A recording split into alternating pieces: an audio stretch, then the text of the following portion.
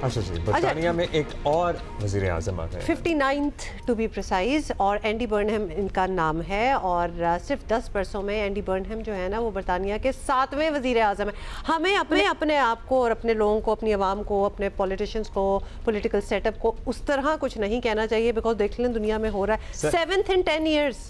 सरकारी रिहाइशगाह के बाहर मौजूद अपने हामियों और सहाफ़ियों से बात करते हुए बरतानवी वज़ीर आज़म ने मुल्क में नया सियासी मॉडल मुतारिफ़ करवाने का ऐलान किया है। लेट्स सी जी क्या होता है।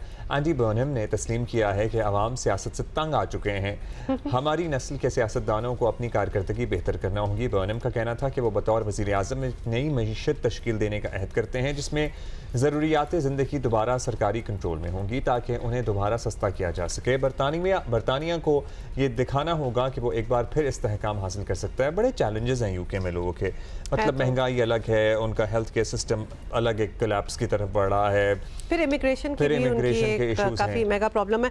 अच्छा जी, लेट्स टॉक अबाउट इट। और हमें बताया सईद नियाजी ने, नुमाइंदा जियो न्यूज़ हैं लंदन में, और उनसे हमने पहले ये सवाल कर लिए थे, आपको पता टाइम डिफरेंस है। सबसे पहले तो हमने कहा कि हमें बताएं ये नए प्राइम मिनिस्टर का तारुफ करवाएं और जैसा कि स्टामर से कितने मुख्तलिफ हैं ये भी बताएं। तो ये जवाब मिला। जिस वक्त हम यहाँ डाउनिंग स्ट्रीट के बाहर मौजूद हैं, जिसे आज एक नया मकीम मिला है जो कि एंडी बर्नहम हैं, जिन्होंने 2010 और 2015 में भी यहाँ पर पार्टी की क़यादत संभालने की कोशिश की थी, लेकिन उन्हें उस वक्त तो कामयाबी ना मिली थी। लेकिन उनकी तीसरी कोशिश जो है वो बड़ी हद तक कामयाब रही है और वो इस मुल्क के वज़ीर आज़म मुंतखब हो चुके हैं। इससे पहले वो यहाँ ग्रेटर मैनचेस्टर में बतौर मेयर भी खिदमत सर अंजाम दे रहे थे, लेकिन अब वो यहाँ पर वज़ीर आज़म बनकर डाउनिंग स्ट्रीट चुके हैं। उन्होंने जब बकिंगम पैलेस से वो यहाँ पर बादशाह चार्ल्स की जो है दावत पर हुकूमत बनाने की जब यहाँ डाउनिंग स्ट्रीट पहुँचे तो यहाँ पर उन्होंने जब खिताब किया तो उन्होंने कहा कि लोग जो है वो सियासत से तंग आ चुके हैं और वो इस सियासत को तब्दील करेंगे। और यहाँ पर जो है 10 साल उन्होंने अपना मंसूबे का ऐलान किया है।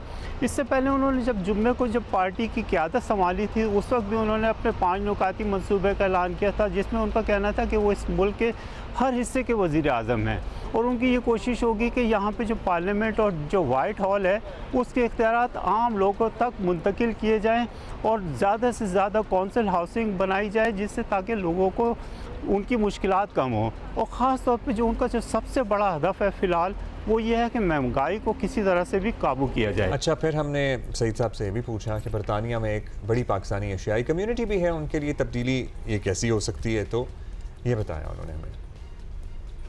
एंडी बर्नहम ने जो है ख़ास बात ये की है कि उनका ये कहना था कि इसराइल के हवाले से जब जंग शुरू हुई थी तो जो बरतानिया का जो रवैया था वो मुनासिब नहीं था।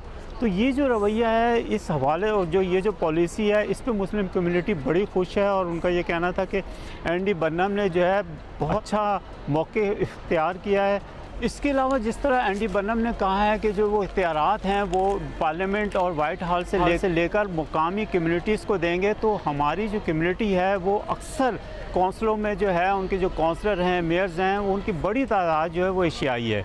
इस तरह से जो है उनके इख्तियारात में न सिर्फ ये कि इजाफ़ा होगा बल्कि उनकी पोजीशन जो है वो मजबूत होगी और वो अपनी कम्युनिटी के लिए जो है वो खातिर ख्वाह इंतज़ामात जो हैं और उनकी बेहतरी के लिए जो है वो कुछ कर सकेंगे। इसके अलावा जो उन्होंने आज ये भी कहा है कि वो कौंसिल हाउसिंग जो है उसको बेहतर बनाएंगे और मज़ीद कौंसिल के हाउस बनाएंगे।